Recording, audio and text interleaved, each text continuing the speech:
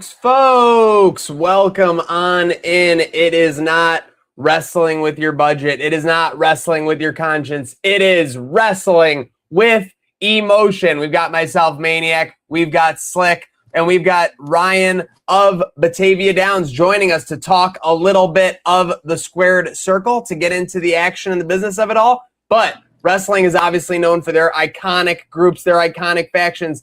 There is arguably no more iconic faction in the music world than the Village People. YMCA, whether it's a wedding, whether it's anything, Village People are going to be at Batavia Downs this Friday for Rockin' the Downs. Get those tickets. An amazing opportunity. Looks like the weather's going to hold on tap. So, Ryan, looks like an amazing weekend on tap at the region's premier entertainment destination. If I'm correct here, Ryan's still he's having some trouble hearing us. Might need to make some adjustments, get back, and come back on you guys. We may have to send him out. You may have to refresh his browser. The train wreck difference here. Oh, no. Yeah. All right. Well, hey, listen. Ryan's gonna come in. He's gonna tell us about that shortly. We're gonna get him brought in. But Slick, obviously, it's a championship. I don't want to say ceremony or anything, but Reigns, Punk, and Omega all at the top of their respective cards. Quite the time to be a wrestling fan, honestly. We were just talking about it in the chat. If you're a Ring of Honor fan, if you're just a wrestling fan in general, and you looked at these three champions, Maniac, that are across the board, across these two companies, not only is it a throwback for 2 out of 3 of the names, but like you said, this is a big three that I don't think a lot of people would think would hold titles simultaneously at the same time, even if it was across 2 championships, main world championships. These 3 guys in the spotlight at the same time is not something a lot of wrestling fans maybe saw coming 5 years ago, even 2. So this is really cool. Obviously, 2 of the biggest names in the business for the past 10 years without one even really being a part of wrestling for a big portion of that. It's pretty cool to see. And speaking of big names and speaking of wanting the spotlight, I think this guy just played a little cry wolf with the audio so he could get his own introduction as an hour of Batavia Downs. I think you're in. I think you're stabilized now. I think the producer got you. I am. Thankfully, I had a couple people text me and just let me know to, refresh that browser, because we were talking before, then all of a sudden you guys were on, and I was like, that was weird. I've never seen it do the working and then go live not work. We've seen the all together not work, but that's a new one. Sometimes you just got to deal with these obstacles when they come. But right. Ryan, a lot of obstacles have been in the way of Roman Reigns, Punk. We were just talking, but they find their way to the top of the card and the top of the industry heading into the second half of the summer here. Right, and so you got Cody versus, CM Punk, and I will say, and I've got to refresh my memory, guys. Remember they faced off, I think it was in early 2024, they had that unbelievable promo battle in the ring where he said he was more Cody Rhodes, and then Cody Rhodes was like, I'm more CM Punk than you. Do you guys remember that promo? Yes. I think it was like January of 2024. Now, after that, did CM Punk get hurt at that point? Is that when he hurt his arm or something along those lines? I'm trying to remember back. There was a couple points along. If it was 24, then yeah, that was definitely when he hurt his arm and was kind of on the shelf for a little bit. Yeah, so I don't think that we really got the full treatment, but here we go. We're going into, what do they call it? Hot WrestleMania, right? This is basically WrestleMania 2, with it being, another marquee event here at SummerSlam. So I'm looking forward to that. I think that's going to be really fun, seeing the best at the top of their game, whether it's, when they're in shape for wrestling or they're just, when they're on the stick. It's just going to be awesome to kind of see and feel this as we kind of build towards WrestleMania with these guys. Omega's over the other one, but you know what I mean? With those two guys, doing their thing as we get ready for WrestleMania or for SummerSlam. And like Ryan alluded to, Slick, Omega on the other side of things over in AEW recaptures it from MJF. Part of me is like MJF should be holding it a little bit longer, but I don't mind the Omega title ascension and reset. I don't want to say this lightly, but with Omega's injury situation he had like a year and a half ago, you don't know how many more of these reigns you could get. So you got to take every opportunity you can.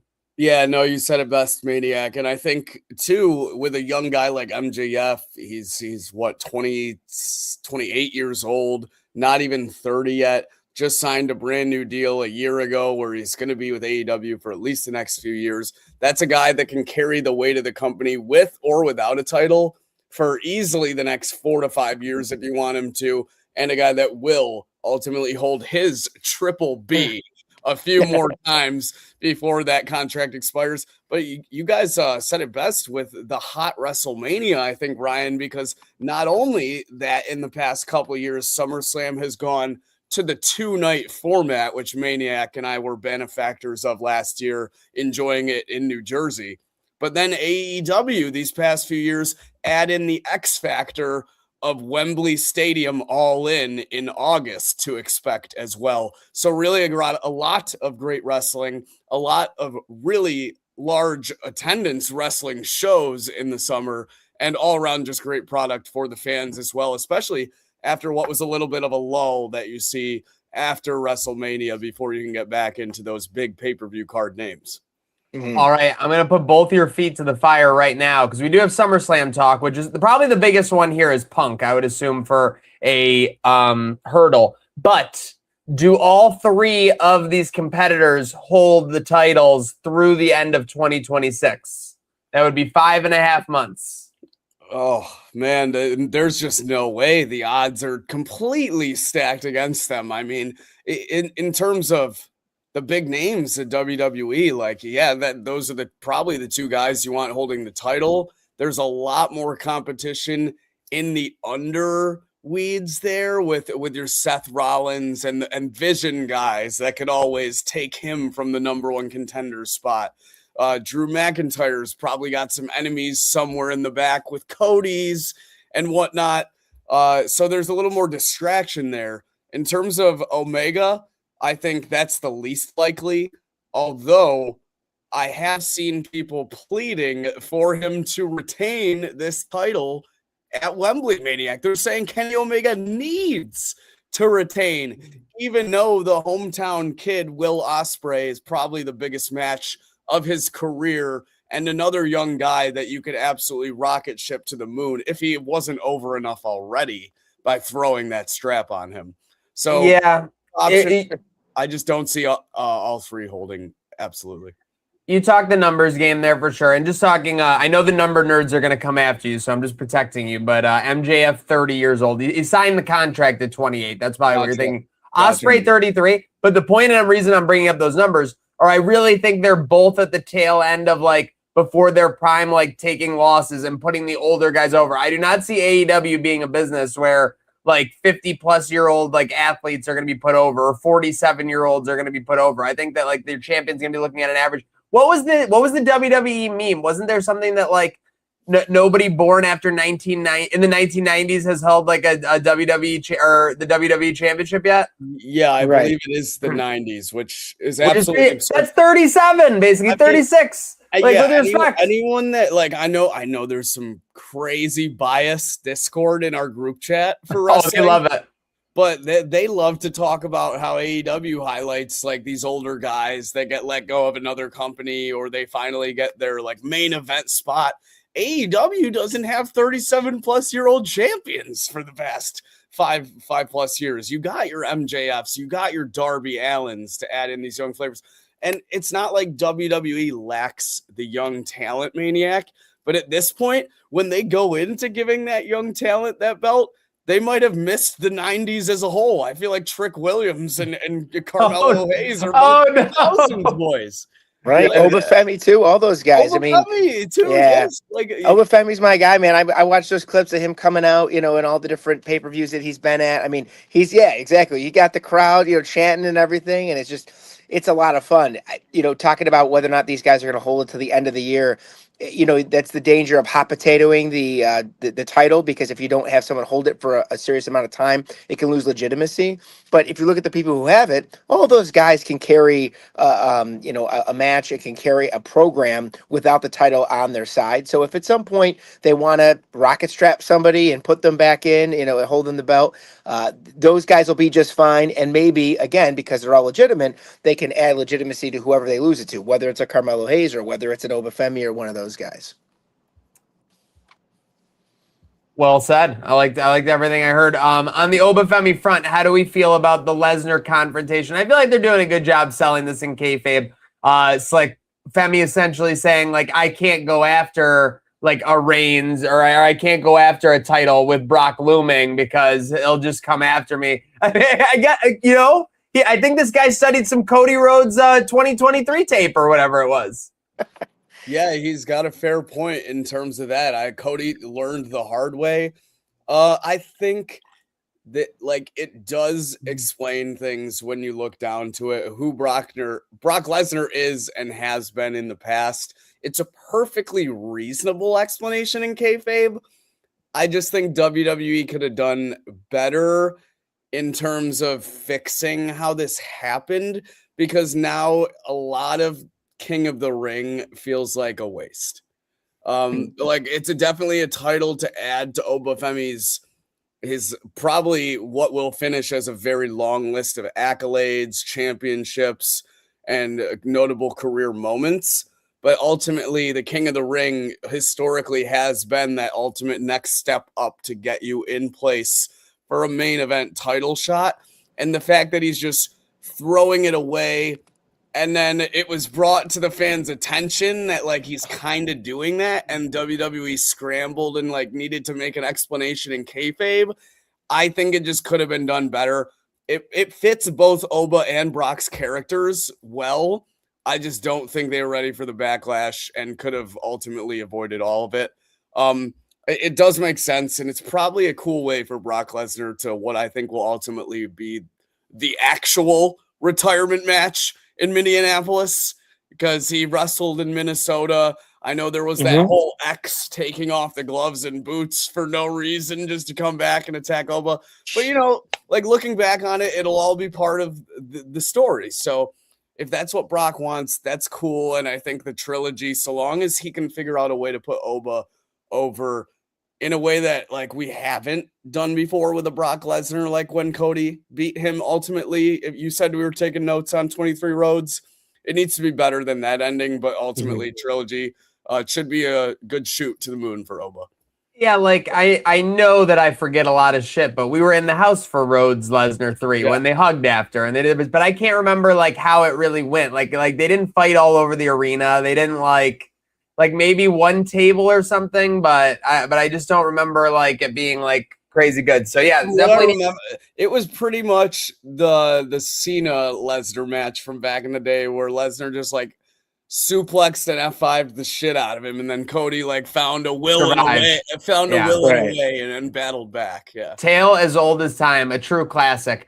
Speaking of a true classic, before we get into the talk of the rest of the wrestling world and other classics, we got to talk, obviously, Rockin' the Downs, Village People, and more the second half of the summer, Ryan. Obviously seems like a big one on tap for the second half of the summer at the region's premier entertainment destination. Yeah, we just did Welcome Quiet Riot last week, which is a great time. We got the Village People on tap this weekend with some good weather, and hopefully this smoke will all be gone by then as well.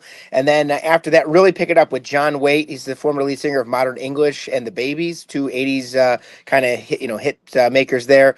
And then we've got back-to-back tribute acts. We've got Jump, which is an unbelievable national Van Halen tribute. And then Rumors ATL is a Fleetwood Mac tribute. They're coming with a band called Renegade, which is a Tom Petty tribute. So if you're a big fan of like that era of Fleetwood Mac and Tom Petty, circle your calendar there for the August 7th date for Rumors ATL. And then we're going to close it out with Joe DiMessina. Now, Joe DiMessina, it is sold out for premium. It is sold out for front row. It's sold out for VIP, but you can still get general admission tickets for Joe DiMessina. That's our best-selling concert of the summer. Going to be absolutely electric on August 14th as we welcome her into Batavia Downs for the concert series. Jeez, August 14th is kind of usurping the first game at the new stadium as the big date of the summer. Huh? I haven't heard. Oh wait, what did Ryan? What happened? Oh no, he got mad that I mentioned that. I mean, Maniac. I was gonna say to you, oh, there it is. Thank you. Yeah. I thought you got mad at me for saying that. I'm like, oh no. You set me up. I did my thing, and then all of a sudden you started talking again. I said, oh no, I got to refresh. Oh geez. I mean, Maniac, I was saying, I'm looking at that August 7th date circled on our calendars, coming back from training camp the night before Red and Blue scrimmage. You know I love my Fleetwood Mac. Yeah, no, August 7th is a big date for us there. So that'll be very interesting to see and definitely something we're looking at. But folks, make sure you're rocking the downs the rest of the summer. You saw those dates 17th, 24th, 31st, 7th, and 14th. All kinds of awesome stuff happening between the lines as well. Check out the promotions and stay up to date by following Batavia Downs on Facebook or at Batavia Downs on all socials. Speaking of socials, obviously WWE dominates, though. It'd be the party of the summer. I will say, Slick, first time in 4 years we aren't gonna go at this point. Yeah, I know the Prophet is throwing a tantrum about this one. Listen, like it worked out the past 3 SummerSlams. We were in the tri-state area for the most part. Travel was accessible for the two of us. Except for Pittsburgh, it's the 3 ideal locations: Detroit, Cleveland, and New York City. Yeah, you covered Jersey, MetLife. Right, you covered your whole Rust Belt except for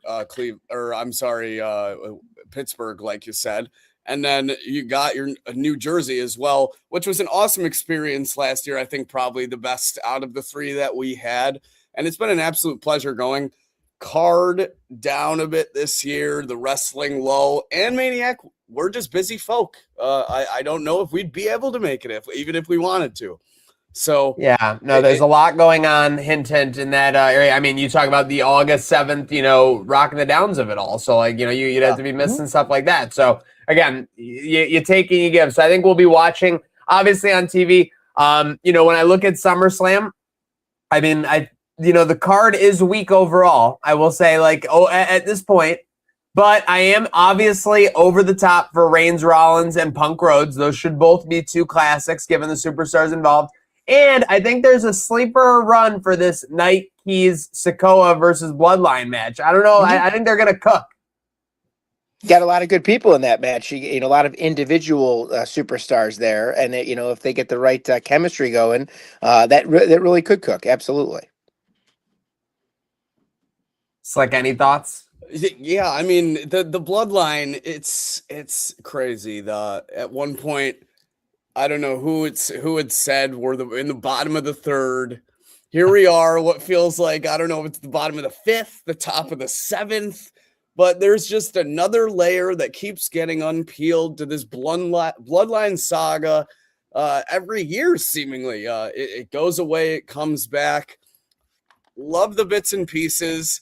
I just don't know how much they can stretch it in terms of the bloodline as a group. I think maybe the direction you were going with this slight interactions, maybe backstage with callbacks and whatnot.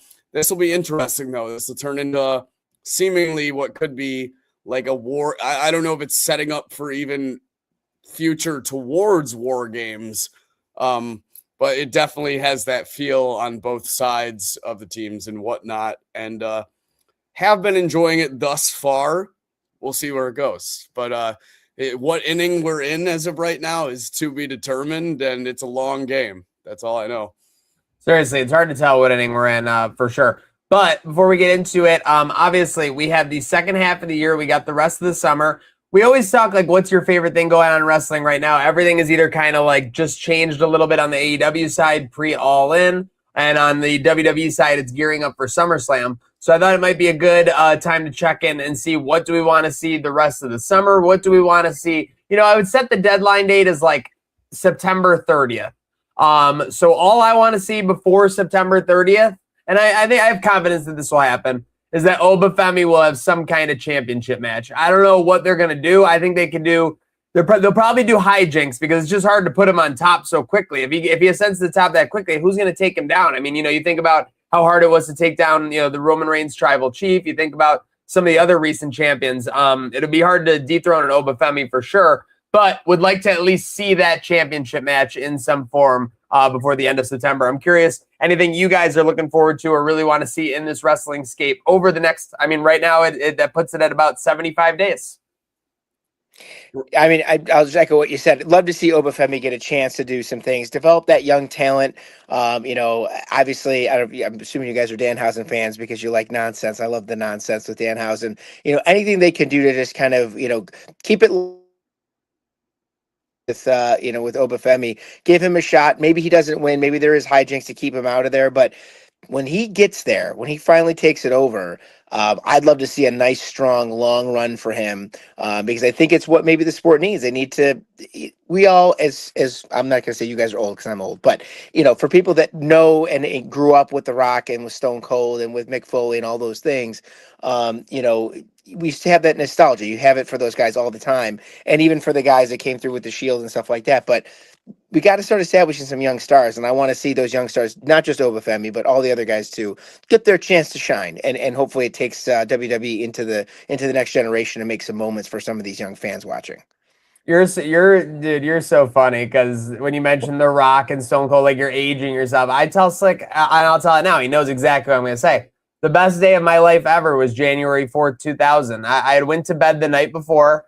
The Rock was in a handicap match versus DX, and if he lost, he was fired. And I was distraught. I was absolutely devastated the whole day sitting in it. And then at lunch, we were talking about it, and some kid goes, "Yeah, but The Rock beat DX. Like Big Show interfered, and like he won." I go, "Oh my god, like this is great!" I remember running around like the cafeteria, like I was so excited. So that's what it's all about. It's all about creating those moments. Like Slick, I even think when we're talking about the SummerSlam, I know that we loved it. But you saw videos of the John Cena entrance last year at SummerSlam when the red, white, and blue hit for the first time in 3+ months or whatever. It was cinema.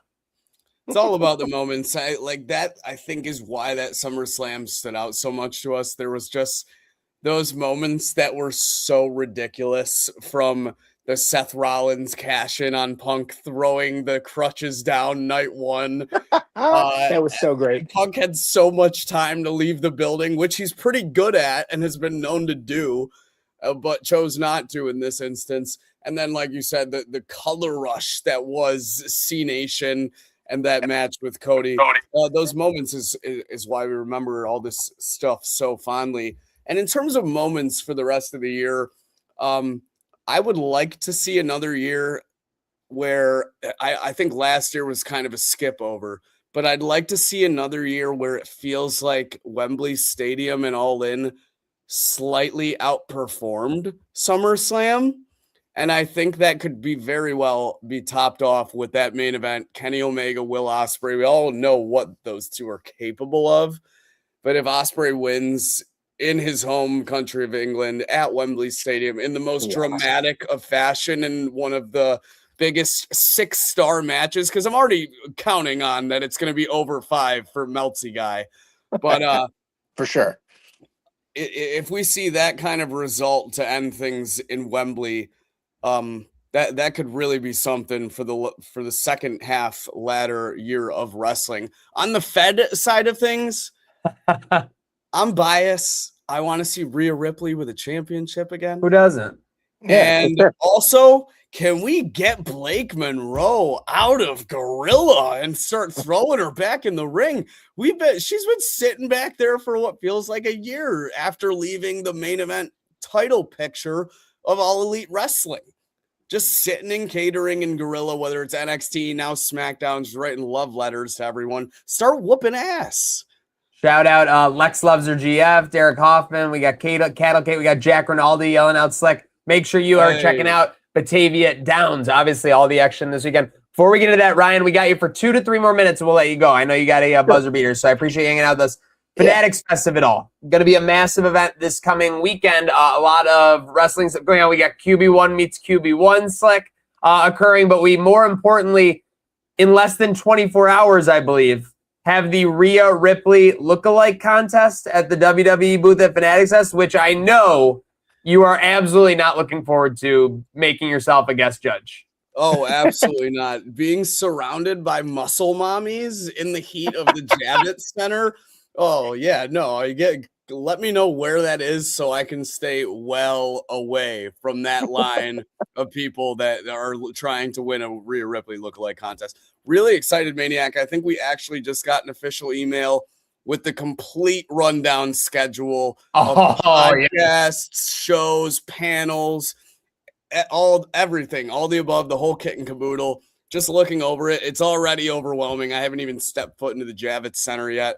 But yes, looking forward to see who is going to end on top in the Rhea Ripley lookalike contest. I love that.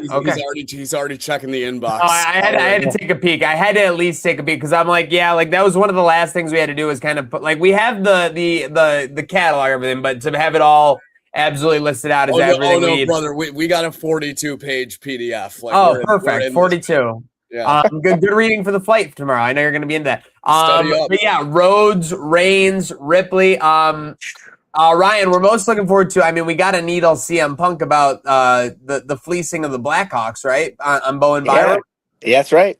So won the trade already. That's how it works. Last but not least, I know we're letting you go because we're talking about the meet and greets at Fanatics Fest. What was your best meet and greet, Ryan? I know we've always done Stars, Legends and Stars at Batavia Downs, so that's always been an amazing event that I think is now bi-yearly at Batavia Downs in the fall and the early winter are there. But what was your favorite meet and greet all time? What's maybe one special memory that sticks out in your mind? So I have two special memories of Legend Stars and the meet and greets that take place those places. And keep your eyes peeled on their Facebook page. Announcement coming hopefully soon. Looking for a fall date. We have one of the books, but we'll let those guys announce it official when it comes time to do that. And but that's not a preview. That's a spoiler. That's right. So we got two lifetime greatest moments. The first one was in 2020, just a couple months before everything shut down. Josh Allen was at Batavia Downs, and my son got to high-five him and have him sign his ball. And Theo said, thank you. And Josh said, yeah, thanks, and everything. So my son got to interact with Josh Allen before he was Josh Allen. He was Josh Allen, but he wasn't Josh Allen yet. And so that's a fond memory. And I have that on tape. I have it on video. So I could watch it with him every once in a while. We get a good laugh out of it. And then the other thing is I actually got to meet my personal hero, which is Mike Richter, the goalie for the 1994 New York Rangers, the goalie for the 1996 World Cup winning USA hockey team. In my mind, the greatest US born goaltender, no offense, Ryan Miller, in the history of the United States. Hot take. And so when I was a kid, I actually got this down here in the basement. I actually made, I painted this myself. I painted this whole thing. And that's awesome. I got to meet Mike Richter, and he signed it. And I got to talk to him about it, and I got to, just talk to him about, being the goalie, and my son was with me, and so it was really a really special moment. And they say don't meet your heroes, but I got to tell you, if your hero's Mike Richter, go ahead and meet him because he's an awesome guy.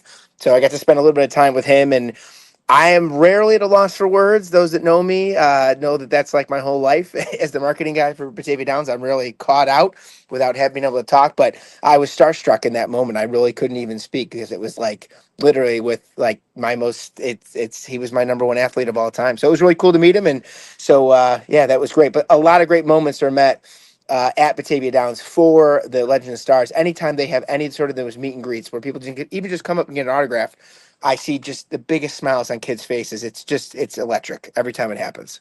I mean, I hate to be that guy, but the name literally is the game. Like, I've met so many legends and stars, no pun intended, at the Batavia Downs events. It's crazy. I'm impressed by the lineup every year, so I can't wait to see that new one when it comes out. Absolutely. And then I hope I'm not doing any legal leak because I'm pretty sure I saw this. But last breaking news here for Friday night is that our good friend, the Terminator, will also be in the house per usual, I would say. Thurman's there for a couple shows every once in a while. He was there last week for. I saw him rocking the hell out of the Downs. Cannons. He's there taking pictures of people. He's throwing T-shirts in the crowd.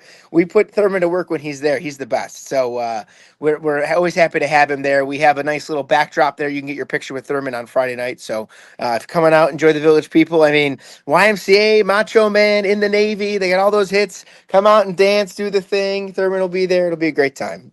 Seriously. And it's been a great time. Huge shout out to our guest, Ryan Hasnauer. Always takes time to join us on Wrestling with Emotion and much more. Huge shout out to Batavia Downs, the region's premier entertainment destination. Shout out to the wrestling world. Seems like there's a lot going on and a lot to talk about and excitement in the second half of the summer. So make sure you're following Wrestle with Emotion. Make sure you're following Batavia Downs and Legends and Stars like Ryan indicated. And make sure you're not wrestling with your budget. Make sure you're not wrestling with your conscience. Make sure you're wrestling with emotion.